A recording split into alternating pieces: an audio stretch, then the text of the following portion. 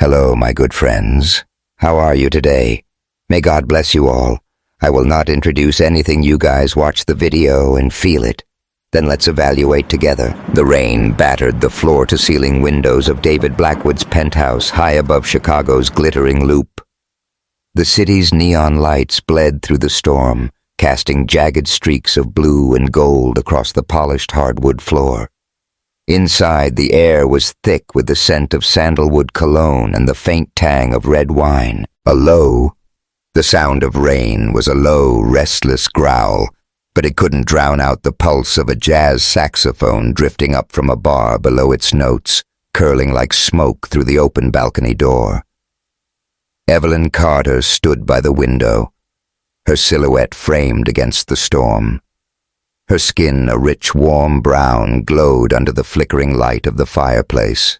Her curves accentuated by the simple black dress that hugged her body. Her hair, a cascade of tight curls, fell loose around her shoulders, catching the light like a halo. She turned her dark eyes locking onto David Blackwood, who lounged on a leather sofa, one arm draped over the backrest, a glass of wine dangling from his fingers. "You sure know how to make an entrance," David said, his voice smooth as the jazz below, but with an edge that made Evelyn's pulse quicken. His blue eyes, sharp and unreadable, traced her every move. At 35, David was the kind of man who commanded rooms, tall, broad-shouldered, with a jawline that could cut glass and a tailored suit that screamed money. But there was something else in his gaze tonight, something hungry and dangerous, like a wolf circling its prey. Evelyn's lips curved into a half-smile, but her eyes stayed guarded. "I didn't come here for your compliments, Mr. Blackwood." Her voice was low with a Chicago lilt that carried the rhythm of Bronzeville's streets. She set her wine glass on the glass coffee table, the clink sharp in the quiet. "You said you wanted to talk business." David stood, his movements deliberate, like a predator closing in. He set his glass down and crossed the room in 3 strides, stopping just close enough for her to feel the heat radiating off him. "Call me David," he murmured, his breath brushing her cheek. "And I think we're past business, don't you?" Her heart thudded, a traitor to her resolve. She'd known men like David before, rich, charming, used to getting what they wanted, but none of them had ever looked at her like this, like she was the only thing in the world that mattered. It was intoxicating, and that scared her more than anything. She took a step back, her bare shoulder brushing the cool glass of the window. "You don't know me well enough to decide that," she said, her tone firm, but her voice betraying a slight tremor. He smirked, undeterred, and closed the distance again. His hand reached out, fingers grazing her arm, sending a jolt through her. "I know enough," he said, his voice dropping to a husky whisper. "I know you're not like the others around here. You've got fire, Evelyn. I saw it the first day you walked into my office." Her breath hitched as his fingers trailed up her arm, leaving a trail of heat. The room seemed to shrink, the rain and jazz fading, until there was only him, his scent, his touch, the way his eyes pinned her in place. She should have pulled away. She knew she should have, but her body had other ideas, leaning into him as he cupped her face, his thumb brushing her lower lip. The air crackled electric, and when he leaned in, she didn't stop him. Their lips met, and it was like striking a match. His intellectuals gathered around the hearthstone, burning through reason. His kiss was fierce, demanding a clash of tongues and teeth that left her dizzy. She pressed herself against him, her fingers digging into his shoulders, the fabric of his shirt taut under her grip. His hands roamed her back, pulling her closer, and she felt the hard planes of his body, the raw strength coiled beneath his polished exterior. The fireplace cast shadows that danced across their entwined forms, and the rain's rhythm seemed to pulse in time with her racing heart. But then something shifted. His hand slid lower, too possessive, too sure, and a cold spark of doubt pierced the haze. His lips moved to her neck, and she caught a glint in his eyes, a flicker of something calculated, like he was playing a game she hadn't signed up for. Her stomach twisted, and she shoved him back, her chest heaving. "This isn't right," she said, her voice sharp, cutting through the heat. She stepped away, smoothing her dress, her cheeks burning with a mix of desire and anger. "I'm not one of your conquests, David." His expression flickered surprise, maybe even respect, but it was gone as quickly as it came, replaced by that infuriating smirk. "You're making a mistake, Evelyn," he said, his tone cool now, like he hadn't just been unraveling her. "I could change your life." She grabbed her purse from the couch, her movements jerky. "I like my life just fine," she shot back, heading for the door. "Find someone else to play your games." The door slammed behind her, the sound swallowed by the storm. David stood alone, his jaw tight, staring at the spot where she'd been. His fingers curled into a fist, and for the first time in years, he felt something he hadn't expected. Uncertainty. Evelyn Carter wasn't what he'd planned for, and that made her dangerous. Evelyn Carter wasn't born to bend. Growing up in Bronzeville, Chicago's beating heart of black culture, she'd learned early how to stand tall. Her mother, Malene, had raised her single-handedly, working double shifts as a nurse to keep food on the table. Their two-bedroom apartment on 47th Street was small, but it was home filled with the smell of cornbread, baking the sound of Mahalia Jackson's gospel records, and the warmth of community. Every Sunday, Evelyn sang in the church choir, her voice soaring through the stained glass light, carrying dreams bigger than the South Side. At 28, she was carving her own path, working as a data analyst at Blackwood Financial, David's empire in the loop. The job was grueling. Long hours, cutthroat colleagues, but it paid enough to cover Malene's medical bills. Her mother's chronic lung disease was a shadow over their lives. Each hospital visit, a reminder of how fragile their world was. Evelyn didn't have time for distractions, especially not men like David Blackwood. But David wasn't just any man. He was a titan, a billionaire CEO whose name was synonymous with power. At 35, he'd built an empire from the ashes of a broken childhood. His mother's suicide after his father's affair with Malene Carter had left scars no amount of money could heal. For years, David had nursed his hatred, tracking Malene's every move, waiting for the perfect moment to strike. When he learned she had a daughter, Evelyn, his plan took shape: seduce her, break her, and let Malene watch her world crumble just as his had. He hadn't expected Evelyn to be different. She was sharp, fiercely independent, with a warmth that disarmed him.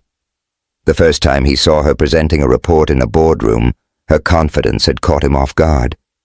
She wasn't intimidated by him, and that was a rarity, so he'd started small, inviting her to a company gala, offering her a ride home, sending her a silk scarf with a handwritten note. Each move was calculated a step toward his goal, but that night in his penthouse had shaken him. Her fire, her refusal to bend, had cracked something in his carefully constructed walls. The next week, Evelyn tried to put the night behind her. She threw herself into work, crunching numbers until her eyes burned, and spent evenings with Malene watching old movies or helping her mother with breathing exercises. But David was relentless. He showed up at her favorite coffee shop in Bronzeville, a hole in the wall called Sip and Savor, with its mismatched chairs and walls covered in local art. He looked out of place in his tailored coat, but his charm was dialed up, all easy smiles and smooth talk. "Thought I'd find you here," he said, sliding into the seat across from her.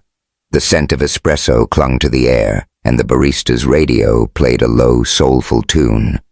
Evelyn didn't look up from her laptop.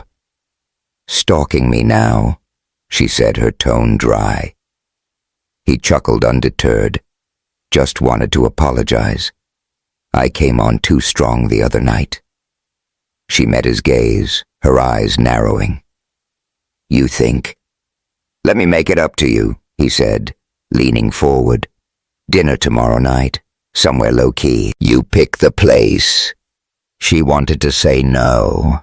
Every instinct screamed to shut him down, but there was something in his eyes, a flicker of sincerity, or maybe just a damn good act that made her hesitate. And then there was Malene. The latest hospital bill had come in a number that made her stomach drop. David had resources connections. If she played her cards right, maybe she could get help without losing herself. "Fine," she said, finally closing her laptop. "But it's not a date, and I'm not one of your deals, David. Remember that?" He grinned like he'd already won. "Wouldn't dream of it." Dinner was at a Bronzeville soul food joint, a cozy spot with checkered tablecloths and the best fried catfish in the city. The air was thick with the smell of collard greens and hot sauce, and a jukebox in the corner played Marvin Gaye. Evelyn chose it to keep David off balance, to remind him this was her turf, but he adapted effortlessly, charming the waitress, praising the food, even humming along to "Let's Get It On." It was disarming, and that pissed her off. "You're trying too hard," she said, cutting into her catfish. Maybe he admitted sipping his sweet tea, "but you're worth it." She rolled her eyes but couldn't hide a smile. They talked, really talked for the first time. She told him about growing up in Bronzeville, about singing in church, about wanting to start a community center for kids. He listened, actually listened. His usual smirk softening into something real. He shared bits of himself too, how he'd clawed his way up from nothing, how Chicago's skyline felt like a trophy. He didn't mention his family, and she didn't push, not yet. As they left, the night air was crisp, the streetlights casting a warm glow over 47th Street. A street musician strummed a harmonica, the notes raw and haunting. David walked her to her car, his hand brushing hers, and before she could pull away, he kissed her. It was softer than before, tentative, like he was asking permission. Her heart raced, but that same doubt crept in too. Perfect, too practiced. She stepped back, her breath uneven. "I don't trust you, David," she said, her voice steady despite the storm inside her. "Not yet." He nodded, his expression unreadable. "Then I'll earn it." She drove away, the harmonica's wail fading in her rearview mirror, her mind a tangle of want and warning. David watched her go, his jaw tight, his plan fraying at the edges. Evelyn Carter was no pawn, and that was going to be a problem. Hey, Soul Stories family. Did this fiery start hook you? Subscribe to our channel. Drop a comment about where you're tuning in from, and let's see if Evelyn uncovers David's dark secret. The Chicago skyline glittered like a promise, its towers piercing the night, as Evelyn Carter stepped out of a cab in front of the signature room perched on the 95th floor of the Hancock Tower. The air was sharp with the scent of autumn leaves and exhaust, the city's pulse humming through the streets below. She smoothed her emerald green dress, a gift from David Blackwood delivered to her Bronzeville apartment, with a note that read, "Wear this tonight, D." It was stunning, hugging her curves like it was made for her, but it felt like a leash, subtle and silken. She wasn't here for romance. She was here because Malene's latest hospital bill had landed like a punch, and David had dangled a lifeline, connections, resources, a way to keep her mother breathing. Inside the restaurant was a cathedral of wealth, crystal chandeliers, white tablecloths, and floor-to-ceiling windows framing the city's sprawl. David waited at a corner table, his charcoal suit impeccable, his blue eyes catching the candlelight like a predator's. He stood as she approached, his smile warm but calculated, and pulled out her chair.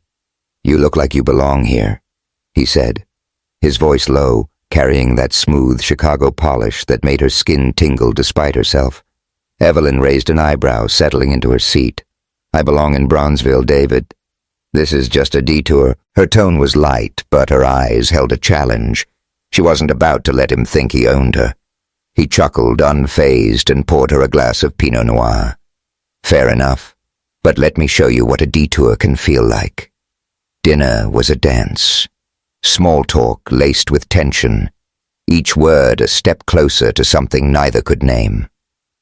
David was relentless, weaving stories of his rise from nothing to ruling Blackwood Financial, his charm disarming her guard. Evelyn found herself laughing, sharing bits of her life she hadn't meant to.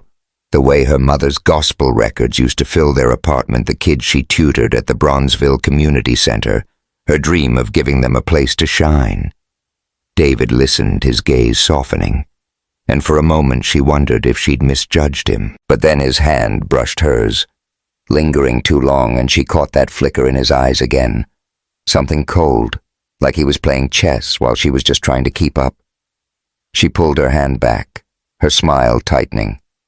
"You're good at this," she said, her voice dry, "making people feel special."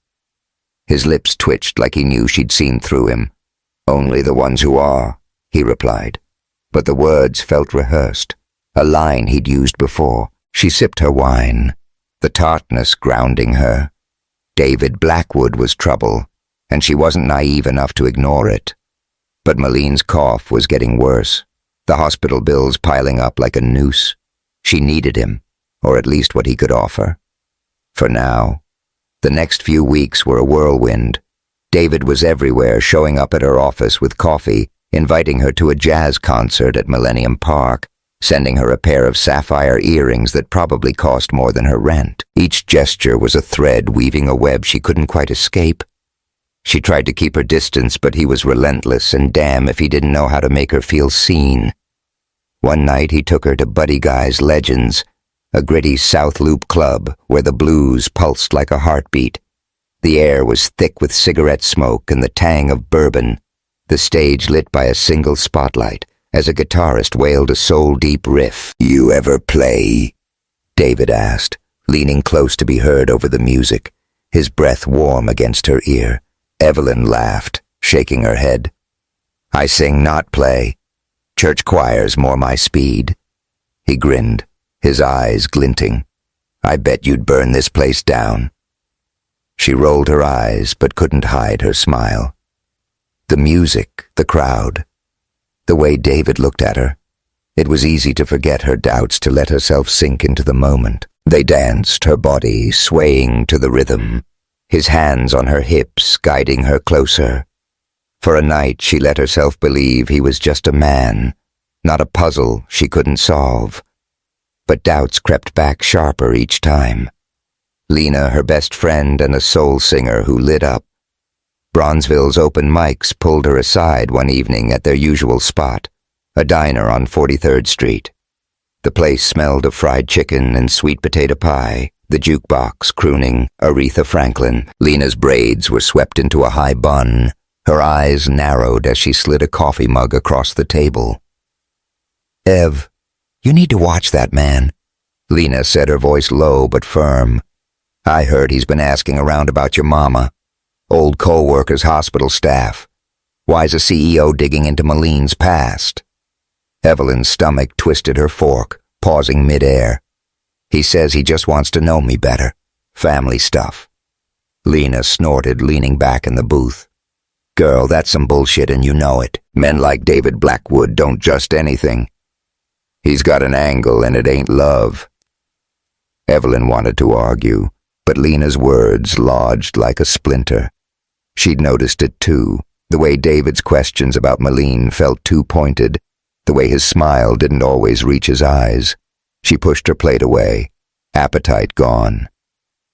"I'll figure it out," she said, but her voice lacked conviction. David sensed her pulling back and he doubled down. He invited her for a weekend at his family's lake house in Lake Geneva, Wisconsin, a sprawling estate nestled among pines, its private dock stretching into the glassy water. Evelyn hesitated, but Malene's latest doctor's visit had brought bad news. She needed a new treatment, one their insurance wouldn't cover. David had offered to help, no strings attached, and she'd be a fool to say no. So she went her guard up, but her options running low. The lake house was a world apart from Bronzeville, polished wood floors, floor-to-ceiling windows, a fireplace that roared against the October chill. The first night they cooked together, David surprisingly adept with a knife chopping onions, while she stirred a pot of gumbo, a recipe from her grandmother. The kitchen smelled of cayenne and thyme, and for a moment it felt normal. Like they were just two people, not a billionaire with a vendetta and a woman drowning in debt. After dinner, they sat on the dock, a blanket draped over their shoulders, the moon casting a silver path across the lake. The air was crisp, scented with pine and water, and the only sound was the gentle lapping of waves. David's arm brushed hers, and when he turned to her, his eyes were softer than she'd ever seen. "You're different out here," he said, his voice quiet, less guarded. She met his gaze, her heart tugging. "Maybe because you're not trying so hard to impress me." He laughed a real laugh and leaned closer. "Is it working?" She didn't answer, but when he kissed her, she didn't pull away. His lips were warm, insistent, and the world narrowed to the heat of his mouth, the roughness of his stubble against her skin. They stumbled back to the house, the blanket falling to the dock, their hands frantic. Inside the fireplace bathed the living room in a golden glow, shadows dancing across the walls as they sank onto a plush rug. His hands roamed her body, peeling away her sweater, his fingers tracing the curve of her spine. The crackle of the fire mingled with their ragged breaths, the scent of pine and smoke filling the air. Evelyn's skin burned under his touch, her nails digging into his shoulders as he pressed himself closer. His weight, a delicious anchor. Moonlight spilled through the windows, painting their entwined bodies in silver, and for a moment she let herself surrender, lost in the rhythm of his kisses, the urgency of his hands.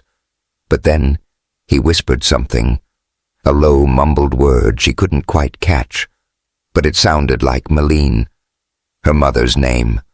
Her blood ran cold and she froze, her hands pushing against his chest. "What did you say?" she demanded, her voice sharp, cutting through the haze. David blinked, caught off guard, his face a mask of confusion. "Nothing," he said quickly, too quickly. "I didn't." She scrambled to her feet, grabbing her sweater, her heart pounding with betrayal. "Don't lie to me," she snapped, her voice trembling. "You said her name. My mother's name." He stood reaching for her, but she backed away, the firelight casting harsh shadows across his face. "Evelyn, you're overreacting. Stop." She cut him off, her eyes blazing. "I don't know what game you're playing, but I'm done." She stormed out the cold night air, slapping her face as she grabbed her bag and called a cab. David didn't follow, but she felt his eyes on her, heavy with something she couldn't name. Back in Chicago, Evelyn threw herself into routine, avoiding David's calls. Lena's warning echoed in her mind, and she started noticing things, the way David's assistant Thomas watched her with quiet concern, the way her co-workers whispered when she passed. She dug through her mother's old letters looking for clues, but found nothing about David's family. Still, the seed of doubt had taken root, and it was growing. David, meanwhile, was unraveling. His plan was simple. Charm, Evelyn marry her, then break her, letting Malene suffer through her daughter's pain. But every moment with Evelyn chipped away at his resolve. Her laugh, her fire, the way she sang under her breath when she thought no one was listening. It was all wrong. She wasn't the daughter of a homewrecker. She was Evelyn. And that scared him more than any boardroom battle. He pushed harder, showing up at her office with a bouquet of lilies, inviting her to a private dinner at his penthouse. She refused, but then Malene's condition worsened and the hospital quoted a treatment cost that made her knees buckle. David was there as if he'd sensed her desperation, offering to cover everything. "No strings," he said, his eyes softer than she'd ever seen. "I just want to help." She didn't trust him, but she was out of options. "Okay," she said, her voice hollow. "But this doesn't mean I'm yours." He nodded, but his smile was triumphant, and it chilled her to the bone. The night of his proposal came too fast. They were at a rooftop restaurant in the Loop, the city sprawling below like a sea of stars. The table was set with roses and candlelight, a string quartet playing softly in the background. David looked like a dream in his black suit. His eyes locked on her as he slid a velvet box across the table. Inside was a diamond ring sparkling like a promise she didn't believe. "Marry me, Evelyn?" he said, his voice steady but intense. "I want you by my side, always." Her heart stuttered not with joy, but with dread. The restaurant faded, the clink of glasses, the murmur of other diners, until there was only his face, his words, and the weight of her mother's life in her hands. She thought of Meline, frail in her hospital bed, of the bills stacking up, of Lena's warning. She thought of that night in Lake Geneva, the way he'd said her mother's name. But she was out of time. "Yes," she whispered, her voice barely audible, her fingers trembling as he slid the ring onto her hand. The quartet swelled, applause rippling through the room, but Evelyn felt like she was drowning. David's smile was radiant, but his eyes were unreadable, and she knew deep down she'd just stepped into a trap. The lake house in Lake Geneva was a vision of opulence, its white columns gleaming under the October sun. The lawn manicured to perfection and dotted with white roses. Inside, crystal chandeliers cast prisms across a ballroom filled with Chicago's elite men in tuxedos, women in gowns that shimmered like liquid gold. The air buzzed with the clink of champagne flutes and the soft strains of a string quartet, but to Evelyn Carter, it felt like a cage draped in silk. She stood before a floor-length mirror in the bridal suite, her reflection almost unrecognizable. The wedding gown, a cascade of ivory lace and satin, hugged her curves, its train pooling like a snowdrift. Her curls were pinned up, a diamond tiara glinting against her dark hair. She was stunning, a vision of grace, but her eyes were hollow, her lips pressed tight. This wasn't her dream. It was David Blackwood's script, and she was playing her part because Meline's life depended on it. The door creaked open, and Lena slipped in her burgundy bridesmaid dress, a vibrant contrast to the room's muted elegance. Her braids were swept into an intricate updo, but her face was all business, her eyes scanning Evelyn like she was reading a warning label. "You okay, Ev?" Lena asked, her voice soft but edged with worry. She stepped closer, adjusting Evelyn's veil. "You look like you're about to bolt." Evelyn forced a smile, her fingers twisting the engagement ring that felt like a shackle. "I'm fine," she lied, her voice barely above a whisper. "Just nerves." Lena's eyes narrowed. "Don't bullshit me.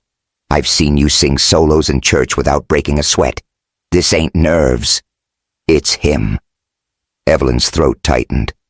Lena had been her rock since they were kids, the one who'd snuck her extra cornbread at church suppers, who'd cheered loudest at her choir performances. But Lena didn't understand, not fully. She didn't know about the hospital bills, the experimental treatment Meline needed the way David's offer had been a lifeline. Evelyn couldn't refuse. "I don't have a choice," she said finally, her voice cracking. "Mama needs this." Lena's jaw clenched, but she didn't push. Instead, she squeezed Evelyn's hand, her grip fierce.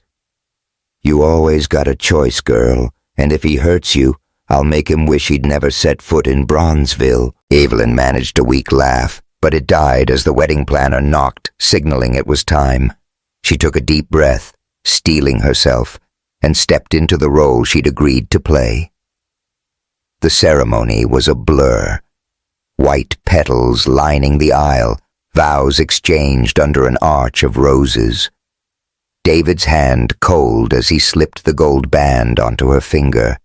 His voice was steady, his "I do," resonating with a chilling calm, but his eyes were unreadable, a storm brewing beneath the surface. Evelyn's own "I do" trembled, barely audible, and when they kissed, the applause felt like a mockery.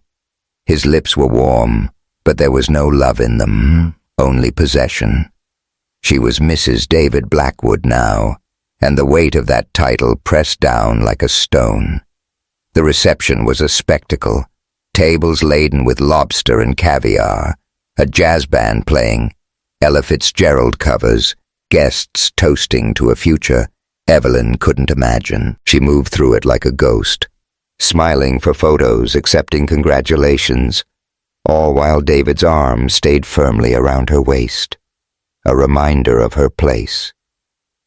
By the time they returned to Chicago to his penthouse in the Loop, she was exhausted, her heart a tangle of dread and resignation. The penthouse was quiet.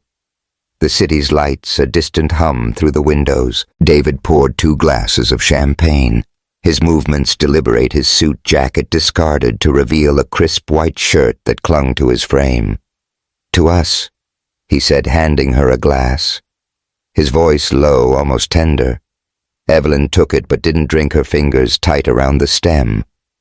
"To us," she echoed. But the words tasted like ash. She set the glass down, her eyes searching his. "Why me, David? Out of all the women you could have had. Why me?" His smile was slow, practiced. "Because you're special," he said, stepping closer, his hand brushing her arm. "You're not like anyone else." Her stomach twisted. It was the same line he'd used before, and it rang hollow now. A script he'd memorized. She stepped back, her voice steady despite the storm inside. "That's not an answer. I deserve the truth." His expression flickered, something like guilt or maybe just annoyance, but he closed the distance, his hand cupping her face. "The truth is I want you," he murmured, his thumb tracing her jaw. "Isn't that enough?" It wasn't, but before she could say so, he kissed her fierce and unyielding, like he could drown her doubts with sheer force. Her body betrayed her, responding to the heat of his mouth, the press of his hands as they slid down her back, pulling her against him.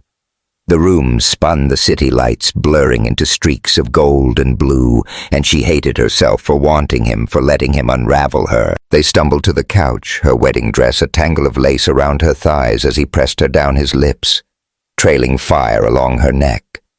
The chandelier above cast fractured light across their bodies, its crystals tinkling faintly as the air conditioner hummed.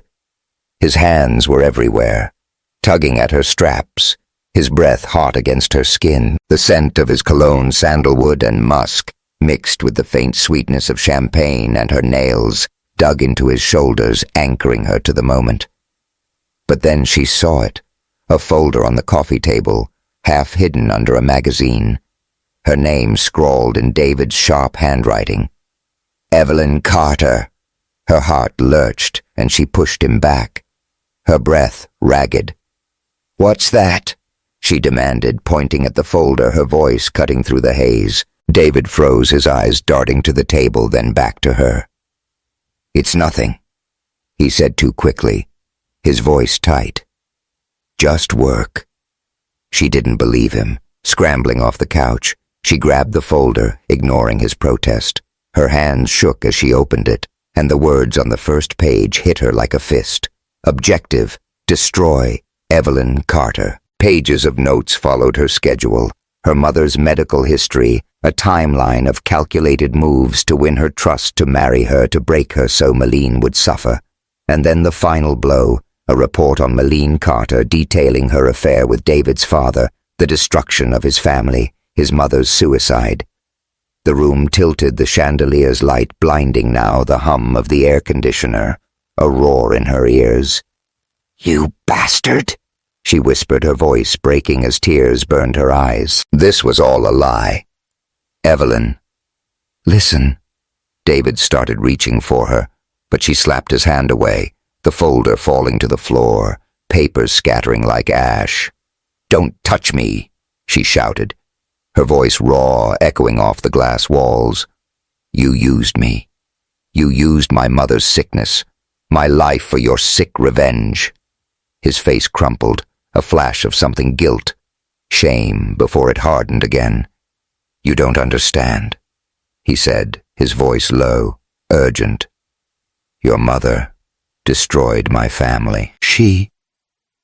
My mother raised me alone." Evelyn cut him off, her hands shaking as she backed toward the door. "She worked herself to death for me and you. You're worse than anything she ever did." Tears streamed down her face, but her voice was steel. "I'm done, David. You win. You broke me. Happy now?" She didn't wait for an answer. Grabbing her purse, she fled the penthouse door, slamming behind her, the sound swallowed by the city's hum. David stood frozen, his chest tight, the scattered papers, a silent accusation. For the first time, his plan felt like a noose around his own neck. Evelyn didn't go home. She couldn't face Malene, couldn't bear the thought of her mother seeing her like this. Shattered, humiliated. Instead, she called Lena, who met her at a 24-hour diner in Bronzeville, the kind of place where the coffee was strong and the waitresses called you sugar. The neon sign buzzed, casting a pink glow over the cracked vinyl booths, and Aretha Franklin's voice drifted from the jukebox, singing about respect. Evelyn no longer felt. Lena slid into the booth, her eyes blazing. "Tell me everything," she said, pushing a mug of coffee toward Evelyn. Evelyn's hands shook as she recounted the folder, the plan, the truth about Malene. "I thought he loved me," she whispered, her voice breaking. "But it was all a game." Lena's jaw clenched, her fists balling on the table. "That man's a snake, Ev. But you're stronger than his lies. You hear me?" Evelyn nodded, but she felt hollow, like the woman she'd been had burned away. "I can't stay here," she said, her voice barely audible. "Not with him. Not in Chicago." Lena didn't argue. "Where you gonna go?" Evelyn thought of her cousin in Savannah, Georgia, of the stories she'd heard about cobblestone streets and oak trees draped in moss, a place where she could disappear. Start over. South, she said simply. Far away. By dawn, Evelyn was on a bus, Chicago's skyline fading in the distance. Her wedding ring was tucked in her purse, a cold reminder of her mistake. She hadn't told Malene she couldn't not yet. Her mother thought she was on a honeymoon, and the lie was kinder than the truth. As the bus rolled through the Midwest, Evelyn's hand rested on her stomach, a faint flutter stirring inside. She hadn't taken a test, but she knew twins, maybe a gut feeling she couldn't shake David's children. The thought made her sick, but it also steeled her. She'd protect them no matter what. Savannah welcomed her with open arms, its humid air heavy with the scent of magnolias and river water. She rented a small apartment near Forsyth Park, its fountain bubbling under sprawling oaks. By day, she worked at a local library, shelving books and helping kids with homework. By night, she walked the city's historic streets, the blues from River Street bars soothing her fractured heart. She reconnected with her cousin Jasmine, a free-spirited painter who sold her art at City Market. Jasmine's laugh was a lifeline, pulling Evelyn back from the edge, but the secret grew heavier. A doctor's visit confirmed it. Twins due in 6 months. Evelyn swore Jasmine to secrecy. David could never know. He'd taken enough from her. In Chicago, David was a ghost of himself. He'd expected triumph, a clean victory. But Evelyn's tears haunted him, her voice echoing in his dreams. He buried himself in work, but the penthouse felt empty, the city too loud. Thomas, his assistant, watched him with quiet concern, dropping hints about redemption, about letting go. But David couldn't. Not yet. He hired a private investigator, tracking Evelyn's trail to Savannah. He told himself it was closure, a need to know she was okay. But deep down he knew the truth. He'd fallen for her against every instinct, and losing her was a wound he couldn't cauterize. As he stared at a photo of her snapped by the PI, her standing under Savannah's oaks, her hand on her stomach, something broke inside him. He had to find her, not to hurt her, but to fix what he'd destroyed. Savannah's air was thick with the scent of river mud and blooming jasmine. The city's cobblestone streets glistening under the late afternoon sun. Evelyn Carter moved through Forsyth Park, her steps deliberate, her hand resting lightly on the slight curve of her belly. At 4 months pregnant, she was just starting to show a secret she guarded fiercely. The park's fountain bubbled softly, its water catching the light like scattered diamonds and live oaks draped in Spanish moss. swayed in the breeze. Savannah had become her sanctuary, a place to heal from the wreckage David Blackwood had left behind, but healing was slow, and the scars ran deep. She worked at the local library now, shelving books and reading to kids in a small sunlit room that smelled of old paper and lemon polish. It was steady work enough to cover her rent and send money to Malene, who was back in Chicago. Her condition stable for now, thanks to David's payments. Evelyn hated that she owed him anything, hated the way his shadow lingered in every quiet moment. She'd blocked his number, ignored the letters he sent to her old Bronzeville address, but she couldn't shake the memory of his touch, the way his eyes had softened in those rare, unguarded seconds.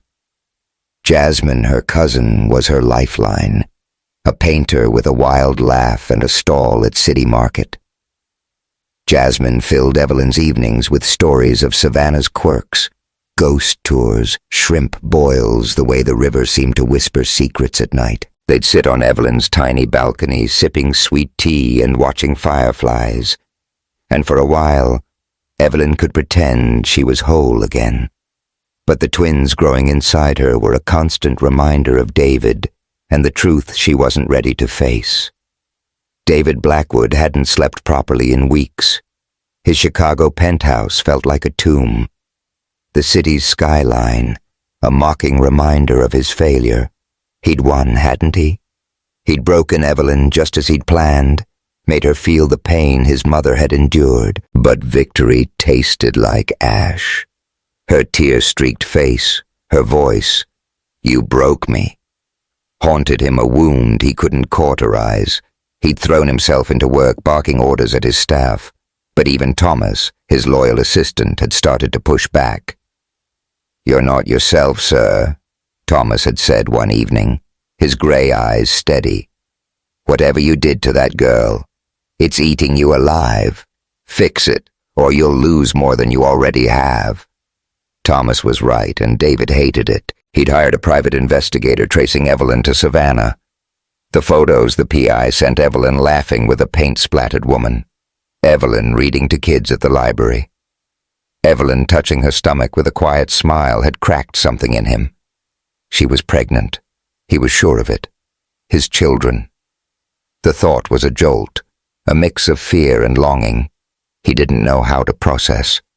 He flew to Savannah, renting a discreet apartment near the river, and began watching her from a distance. He didn't approach her, not yet. Instead, he worked in the shadows, paying for repairs to her leaky apartment, covering Jasmine's medical bills she'd inherited, Malene's lung issues, even tipping the library director to ensure Evelyn's shifts were light. It was penance, or maybe just a way to feel close to her. Every morning he parked his black SUV a block from her building, watching her step out in her sundresses, her curls bouncing as she walked to work. Her strength, her quiet resilience made his chest ache. Evelyn sensed him before she saw him. It was a prickle at the back of her neck, a feeling of being watched. She'd noticed small things. Her landlord suddenly fixing the plumbing. Jasmine's hospital bills mysteriously paid the library, giving her a raise she hadn't asked for. At first she chalked it up to luck, but luck didn't follow you like this. It was David. She knew it in her bones. One humid evening, she went to a blues bar on River Street, needing the music to drown out her thoughts. The place was packed. The air heavy with sweat and whiskey, a guitarist on stage coaxing wails from his strings. Evelyn sat at the bar nursing a ginger ale, her eyes tracing the neon signs that glowed pink and blue against the brick walls. That's when she saw him. David standing by the entrance, his dark jacket out of place among the casual crowd. His eyes found hers and the world shrank, the music fading to a dull roar. She should have left. Instead, she stayed, her heart pounding as he crossed the room, his presence pulling her like gravity. "Evelyn," he said, his voice low, rough with something she couldn't name. "Can we talk?" "There's nothing to say," she replied, her tone sharp, but she didn't move. Her fingers tightened around her glass, the cold biting her skin. He sat beside her close enough for her to smell his cologne sandalwood, like always. "I'm sorry." He said the words heavy, like they'd been ripped from him. "I was wrong. I never meant—" "Stop," she cut him off, her eyes flashing. "You don't get to apologize. You used me, David. You used my mother's sickness to trap me." His jaw tightened, but he didn't look away. "I know, and I hate myself for it, but I'm here now, and I'm not leaving until you hear me out." She laughed, a bitter sound that drew stares. "You think you can just show up and fix this? You broke me, David.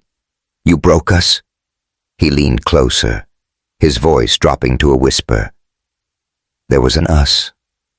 Evelyn, you felt it too.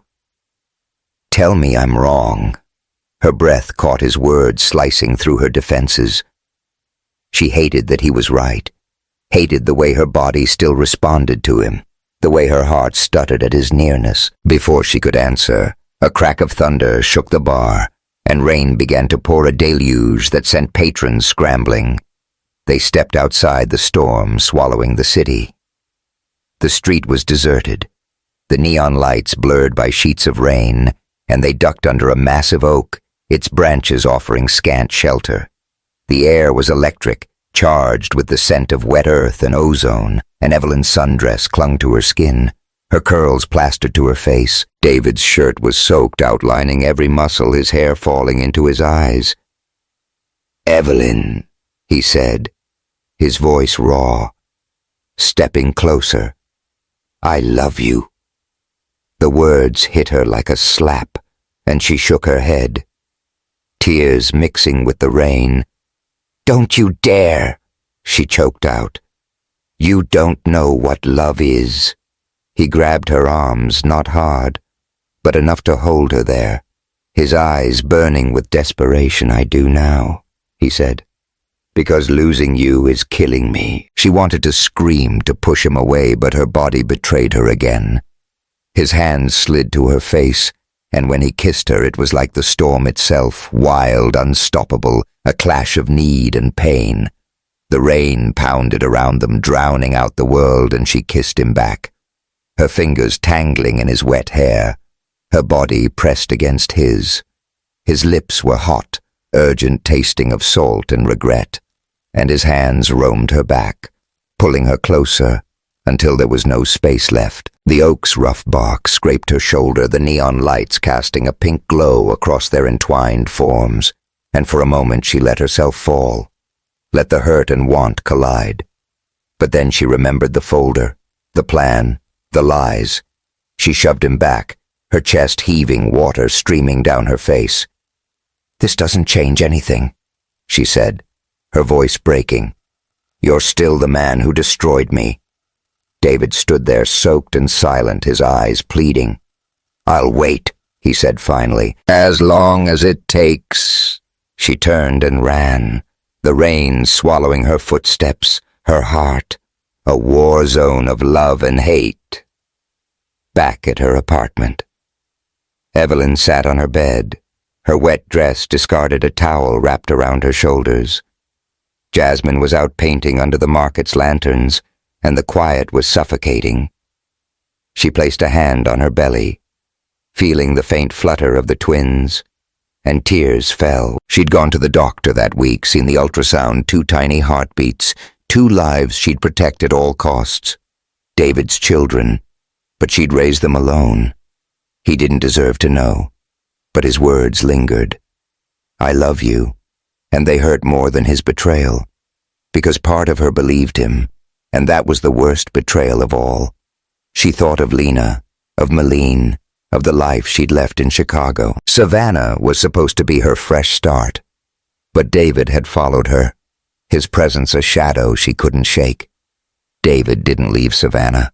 He rented an office downtown, running his empire remotely, but his focus was Evelyn. He kept his distance, but he didn't stop helping, paying for her apartment's new windows, ensuring Jasmine's treatments were covered, even donating to the library's youth program in Evelyn's name. He told himself it was enough, that he could redeem himself without her forgiveness. But every time he saw her walking through the park laughing with Jasmine, her hand on her belly, He felt the hole in his chest widen. Thomas called him one night, his voice heavy with concern. "You're chasing a ghost, sir," he said. "If she doesn't want you, maybe it's time to let go." "I can't," David said, staring out at Savannah's river, its surface rippling under the moonlight. "She's everything." "Then prove it," Thomas said. "Not with money, with truth." David hung up his jaw tight. He didn't know how to be honest, not after a lifetime of walls. But for Evelyn, he'd try. He had to. Evelyn stood at her balcony, the night air warm, the sound of a distant blues band drifting from River Street. She thought of that kiss, the way David's hands had felt, the way his voice had broken when he said he loved her. She hated him, but she missed him too, and that contradiction was tearing her apart. The twins kicked a reminder of what was at stake, and she made a decision. She'd tell him to leave Savannah, to let her go. She couldn't keep living with his shadow over her. But deep down, she wasn't sure she wanted him to go, and that scared her more than anything. The Savannah sky was a bruise heavy with clouds that churned like an angry sea. The air buzzed with the electric hum of an approaching storm, the scent of rain and river mud thick in Evelyn Carter's nostrils as she locked up the library. It was late, the streets empty save for the occasional flicker of headlights, and her body ached from a long day on her feet. At 7 months pregnant, her belly was a pronounced curve under her loose sundress. The twins' kicks a constant reminder of the life she was fighting for. She pulled her cardigan tighter, the humidity clinging to her skin, and started the short walk to her apartment near Forsyth Park. She'd been avoiding David Blackwood, or trying to. His presence in Savannah was a shadow she couldn't shake. His black SUV parked a block away, the anonymous donations that kept her apartment's roof from leaking, the way Jasmine's medical bills had vanished without explanation. She'd told him to leave, to let her go, but he hadn't, and worse, part of her didn't want him to. That kiss in the rain under the oak on River Street had cracked her resolve, leaving her torn between fury and a longing she hated admitting. But the twins were her priority, and she'd be damned if she let David's lies touch them. The first raindrops fell as she reached her building, fat and warm, splattering the cobblestones. She climbed the stairs to her second-floor apartment, her breath heavy, and fumbled with her keys. A sharp pain twisted through her abdomen, sudden and fierce, stealing her air. She gripped the doorframe, her vision swimming, and forced herself inside. The apartment was dark, the only light a faint glow from a street lamp filtering through the blinds. Jasmine was out painting at a night market, and the silence was oppressive. Another pain hit sharper, and Evelyn stumbled to the couch, her hands trembling as she clutched her belly. "No, no, no," she whispered, panic rising like bile. It was too early. Far too early. She reached for her phone, but her fingers were clumsy, the device slipping to the floor. Sweat beaded on her forehead, and she bit her lip, trying to breathe through the pain. The twins. She couldn't lose them. Outside, thunder roared, and the rain became a deluge, hammering the windows like fists. Evelyn's world narrowed to the pain, the fear, the desperate need to hold on. She murmured her mother's name, a prayer from her Bronzeville days, and curled into herself, willing the twins to stay safe. But the darkness was closing in, her strength fading, and she didn't know if she'd make it. David Blackwood hadn't planned to be at Evelyn's apartment that night. He'd been keeping his distance, respecting her demand to stay away, but something had felt wrong all day, a gut instinct he couldn't ignore. When his assistant called to say Evelyn hadn't answered her phone, a cold dread settled in his chest. He drove through the storm, the windshield wipers barely keeping up, and parked outside her building. The rain was a wall soaking him as he sprinted to the door, his heart pounding. He knocked, then pounded, his voice hoarse. Evelyn opened the door. No answer. Panic clawed at him, and he didn't think he shouldered the door open, the wood splintering under his weight. Inside, the apartment was dim, the air heavy with the scent of lavender and damp wood. He saw her then crumpled on the couch, her face pale, her hands clutching her belly.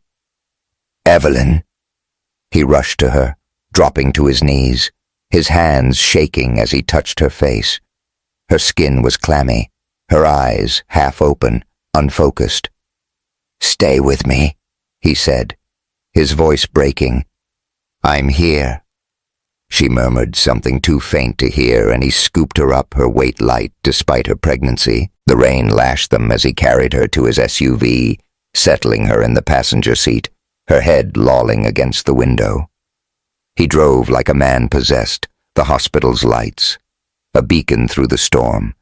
His hands gripped the wheel, his knuckles white, and he whispered to her words, spilling out in a desperate litany. "You're gonna be okay, Ev. You have to be. I can't lose you." At the hospital, nurses swarmed, wheeling Evelyn into the emergency room. David followed his clothes, dripping his heart, a drumbeat of fear. A doctor, a woman with sharp eyes and a calm voice, stopped him at the doors. "Are you family?" she asked. "I'm her husband." He said the words raw, true in a way he hadn't earned. "Please save her. Save them." The doors closed, and David sank into a plastic chair, his head in his hands. The waiting room was sterile, the fluorescent lights buzzing the air sharp with antiseptic. He'd never felt so powerless, not in boardrooms, not in the darkest days after his mother's death. Evelyn was fighting for her life, for their children, and he was nothing but a bystander. A man who'd built an empire but couldn't save the one person who mattered. Hours crawled by each tick of the clock, a knife in David's chest. He thought of her smile, her voice singing in the Bronzeville choir, the way she'd looked at him under that oak, rain-soaked and defiant. He thought of the folder, the plan, the hatred that had consumed him. It seemed so small now, so meaningless against the possibility of losing her. He prayed, something he hadn't done since he was a boy, his lips moving silently, bargaining with a god he wasn't sure he believed in. Finally, the doctor emerged. Her scrubs wrinkled her face, tired but calm. "She's stable," she said, and David exhaled, his body sagging with relief. "It was preterm labor, but we stopped it. She's on bed rest and we'll monitor her closely. The twins are fine, but she can't handle any stress." "Understood." David knotted his throat too tight to speak. "Can I see her?" The doctor hesitated, then nodded. "She's awake, but go easy. She's been through hell." Evelyn's room was dim, the only light a soft glow from a bedside lamp, its warmth battling the sterile chill. Monitors beeped steadily, their rhythm a quiet reassurance. She lay propped against pillows, her face pale, her curls spilling over the white sheets. Her eyes, though weary, were sharp when they met his, a mix of exhaustion and wariness. "What are you doing here?" she asked, her voice weak but edged with steel. She tried to pull her hand away as he reached for it, but the IV line tethered her, and she winced. David sat beside her, his hands gentle as he took hers, his thumb brushing her knuckles. "I was scared," he said, his voice raw, stripped of its usual polish. "When I saw you like that. Evelyn, I thought I'd lost you." Her lips trembled, but she held his gaze. "You don't get to play the hero now," she said. "Not after everything." "I know," he said, his eyes glistening. "I'm not asking for forgiveness. I just need you to be okay." She looked away, tears slipping down her cheeks, and the monitor's beep seemed louder, a metronome to her pain. She'd almost lost the twins, almost lost herself, and here he was, the man who'd orchestrated her heartbreak, sitting there like he belonged. But in that moment, with death so close, she couldn't carry the weight of her anger. "Not anymore. They're yours," she whispered, her voice breaking each word, a blade. "The twins. If I don't make it, promise me you'll take care of them." David's breath caught his hand, tightening around hers. Don't say that, he choked out, his voice thick with emotion. You're going to be fine. You're the strongest person I know. She shook her head, a faint, painful smile curving her lips. I'm scared, David. Scared I won't be here for them. He leaned closer, his forehead resting against hers, his tears mingling with hers. I swear. Evelyn, he said, his voice trembling. I'll protect you. I'll protect them. Just give me a chance. The room was quiet, the storm outside fading to a soft patter, the lamp casting a golden halo around them. His hand slid to her cheek, his touch feather light, and she didn't pull away. His lips brushed her temple, a kiss that was more promise than passion, and she closed her eyes, letting herself feel his warmth just for a moment. The monitor's steady beep was a lifeline grounding them, and his fingers wove through hers an anchor in the dark. I'm here, he whispered, his voice a vow. You're not alone. She didn't respond, but her grip on his hand tightened, and that was enough. For now, Evelyn slept her breathing even, and David stayed by her side, his eyes tracing her face. The hospital room felt like a bubble, a fragile space where truth had finally broken through. She'd told him about the twins and the weight of it. His children, their children, was overwhelming. He thought of his mother, of the pain that had driven him to this, and it felt distant now, a ghost he could let go. Evelyn was his reality, and he'd spent his life proving he was worthy of her. When she woke, the room was bathed in morning light. The storm gone, the city outside stirring. Her eyes were clearer, but the wariness remained. You can't stay here, she said, her voice stronger now. Not like this. I'm not going anywhere, he said, his tone firm, but gentle. But I'll do it on your terms. Tell me what you need. She studied him, searching for the lie, but found only sincerity. Time, she said finally, and proof I need to see you're not the man who wrote that folder. He nodded, his jaw tight. I'll give you both. She looked away, her hand resting on her belly, the twins' kicks a quiet strength. For them, she said more to herself than to him. Not for you. He accepted it, the words a challenge he'd meet. He stood brushing a kiss across her forehead, and stepped out, giving her space, but not leaving the hospital. He'd wait as long as it took. Evelyn lay back, the monitor's rhythm, a steady comfort. She thought of Malene of Bronzeveil's church, hymns of the twins who'd fought to stay with her. David's presence was a complication, a wound and a hope intertwined.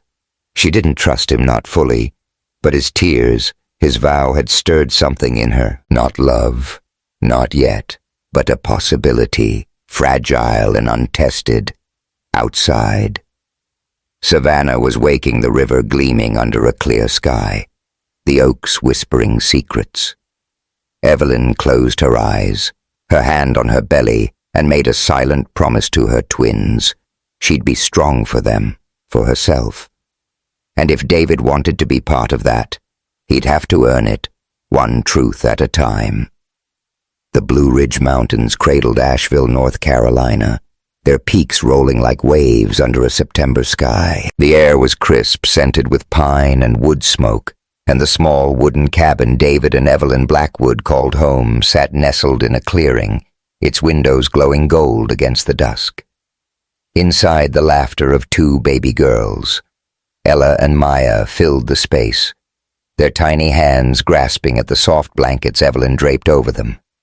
The twins, now 3 months old, were a miracle, their dark eyes and curly hair a perfect blend of their parents. Evelyn rocked their cribs gently, humming a gospel hymn from her Bronzeville days, her voice a warm thread weaving through the quiet. She'd never imagined this life, a family, a home, a man who'd once been her ruin, now standing in the kitchen chopping vegetables for dinner with a focus that made her smile.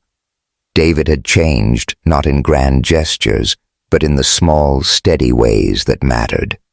He'd sold most of his Chicago holdings, stepping back from Blackwood Financial to focus on them. He woke at dawn to change diapers, drove Evelyn to her new job at a cultural preservation nonprofit, and spent evenings reading to the girls, his deep voice lulling them to sleep.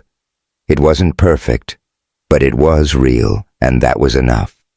Asheville had been Evelyn's idea, a place to start over after the storm in Savannah, after the hospital room where she'd bared her soul, the city's vibrant arts scene.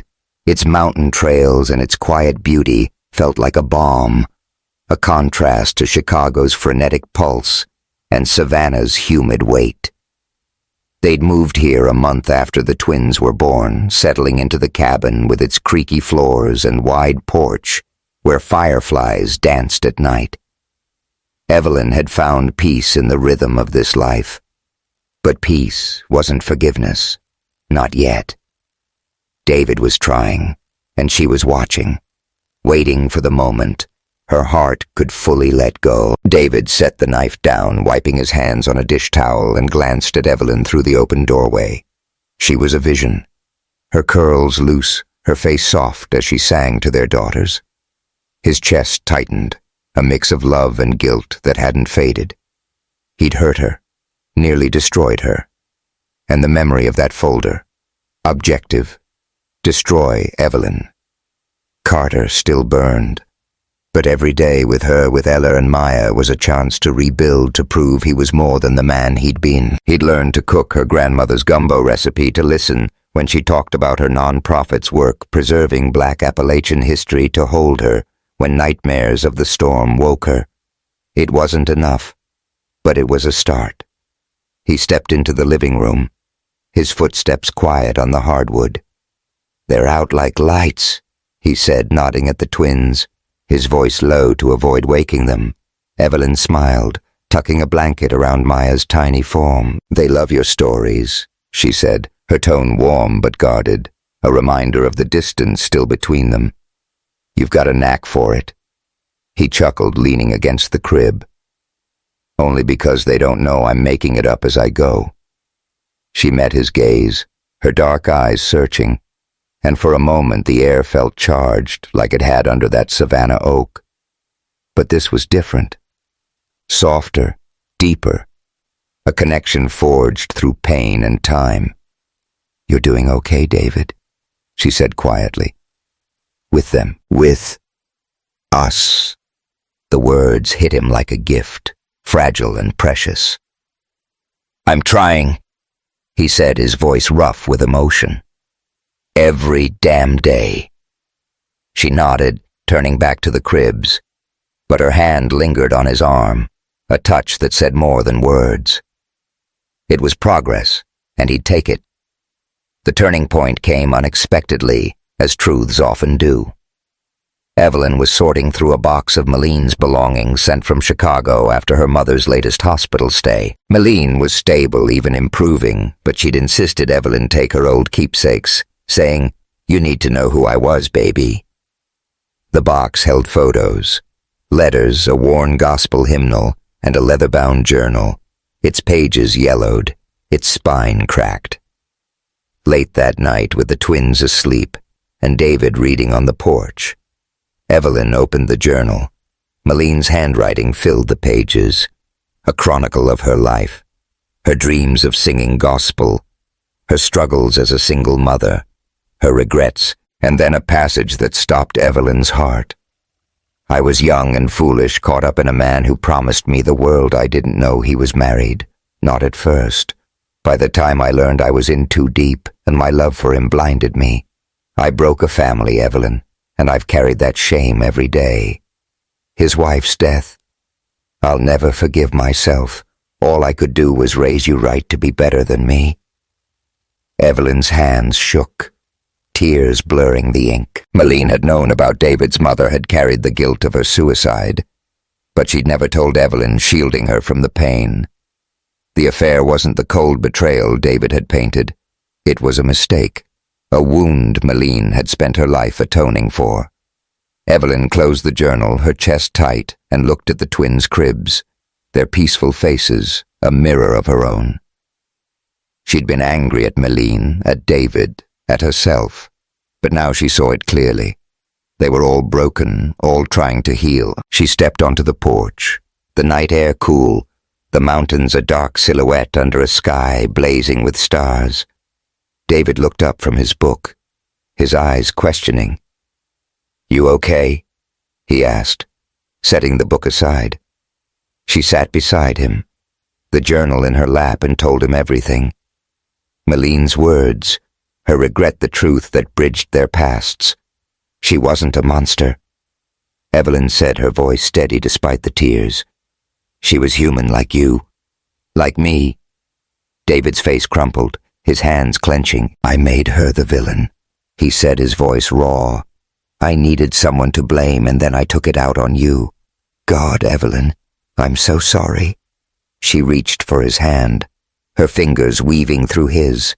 "I know," she said, "and I'm tired of carrying this anger. For the girls. For us. I want to let it go." He looked at her, his eyes glistening, and pulled her close, his arms. "A shelter.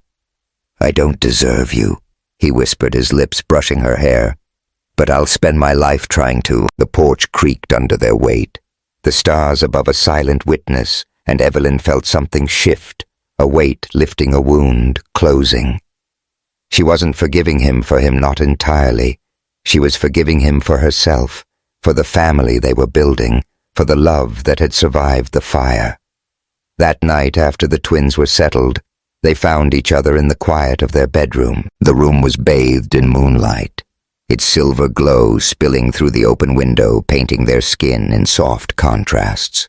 The air was cool, scented with cedar from the forest outside, and the distant hoot of an owl wove through the silence.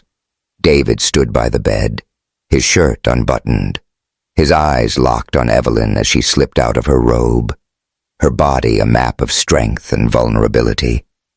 He crossed the room, his hands gentle as they cupped her face, his thumbs tracing her cheekbones. "You're everything," he said, his voice low, reverent, and when he kissed her, it was slow, deliberate, a promise in every brush of his lips.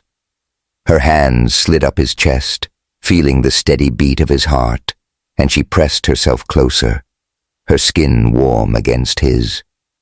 They moved to the bed, the sheets cool under their weight, the moonlight dancing across their entwined bodies. His lips trailed down her neck, her collarbone, each kiss a vow, each touch a reclamation. The creak of the bed frame mingled with their soft gasps, the rustle of leaves outside a quiet counterpoint. Her fingers dug into his back, anchoring her to him, and his hands roamed her curves, worshipping every inch. It wasn't the frantic passion of Savannah's rain-soaked kiss, but something deeper, a love tempered by pain forged in truth.